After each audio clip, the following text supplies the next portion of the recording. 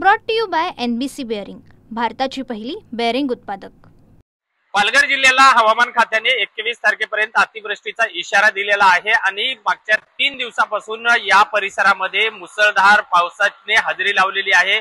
दुपारनंतर सुद्धा वसई विरार नालासोपाऱ्यामध्ये पावसाचा जोर हा कायम वाढलेला आहे। आपण बघू शकता की मी आता त्याच युनिटेक कॉम्प्लेक्स मध्ये आहे। गुडघाभर पाणी आहे ज्या ठिकाणी मी उभा राहिलेला आहे आणि हीच परिस्थिती जी आहे ही इथल्या सर्व इमारतीमध्ये आहे। इमारतीचे तळमजले जे आहेत या तळमजल्यामध्ये फूट 2 फुटाचं पाणी आतमध्ये गेलेलं आहे। अनेक रहिवाशांचे मोठ्या प्रमाणामध्ये हाल सुरू आहेत।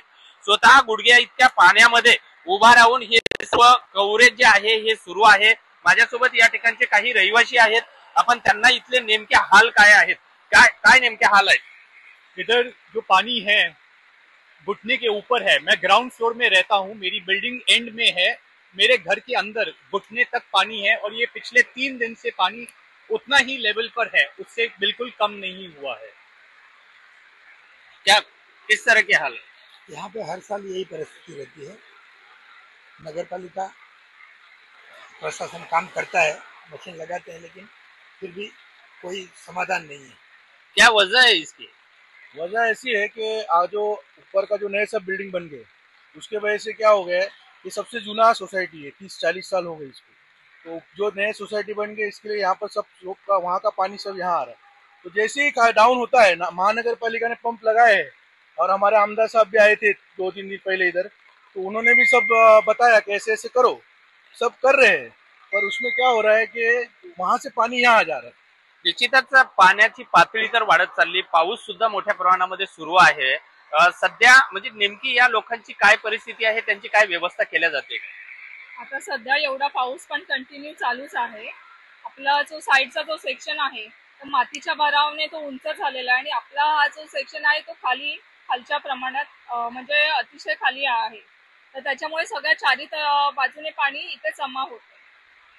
तर आता कसं ग्राउंड फ्लोअरला जे लोक राहतात तसेच वरती पण जे राहतात त्यांनाही हा त्रास सहन करावा लागतो। आता लहान मुलं आहेत, कोणाच्या घरी वृद्ध आहेत, तर ग्राउंड फ्लोअर जे आहेत तर आता आरोग्याच्या म्हणजे हॉस्पिटलमध्ये वगैरे जर इमर्जन्सी झाली तर एवढ्या पाण्यातून आपण नेणार कसं, किंवा ॲम्ब्युलन्स कसं येणार एवढ्या पाण्यामध्ये, तर हे पण आपल्याला प्रॉब्लेम आहे। निश्चितच या ठिकाणचे वृद्ध असतील, लहान मुलं असतील, यांचे मोठ्या प्रमाणामध्ये हाल सुरू आहेत।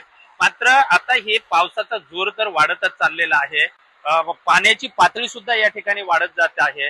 याला काय पर्यायी व्यवस्था काय होऊ शकते? पर्यायी व्यवस्था म्हणजे एकच होऊ शकते की जे नाळे नैसर्गिक नाळे आहेत त्यांना इकडून चारी बाजूने फिरवण्यात आले आहेत। कुठे 40 मीटर आहेत, तर कुठे 10 मीटर, तर कुठे 5 मीटर, तर कुठे 4-5 फूट आहेत। ते पाणी व्यवस्थित जोपर्यंत जाणार नाही, ते नाळ्याची साईज वाढणार नाही, तोपर्यंत हा त्रास असाच राहणार आहे। आणि आजूबाजूला खूप मोठ्या प्रमाणात रिडेव्हलपमेंट चालू आहे, त्यामुळे ही बिल्डिंग फार जुनी असल्यामुळे खाली गेलाय आणि पाणी इकडे जमा होते। त्यामुळे एकूण किती रहिवासी या ठिकाणी राहतात, किती इमारती आहेत? यामध्ये 38 इमारती आहेत, 38 इमारती आहेत। मॅक्झिमम 400 ते 500 माणसं इकडे राहत आहेत, 500 घर आहेत। निश्चित आपण बघू शकता की या ठिकाणी जवळपास 2000च्या वर रहिवासी आहेत आणि 500च्या वर जे आहेत हे घरं आहेत। आणि हा जो परिसर आहे आजूबाजूला पूर्ण रिडेव्हलपमेंट सुरू आहे, समुद्राला भरती आहे, पावसाचा जोर कायम आहे आणि या सोसायट्यांमध्ये गुडघ्याच्या वर पाणी भरणं सुरू आहे।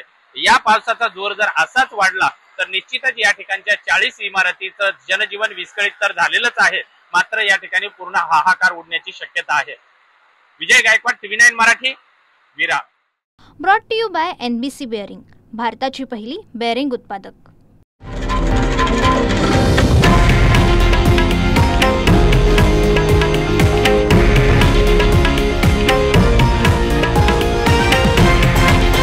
हे आहे देशातील नंबर 1 न्यूज नेटवर्क आणि आपण पाहत आहात TV9 मराठी, एकमेव।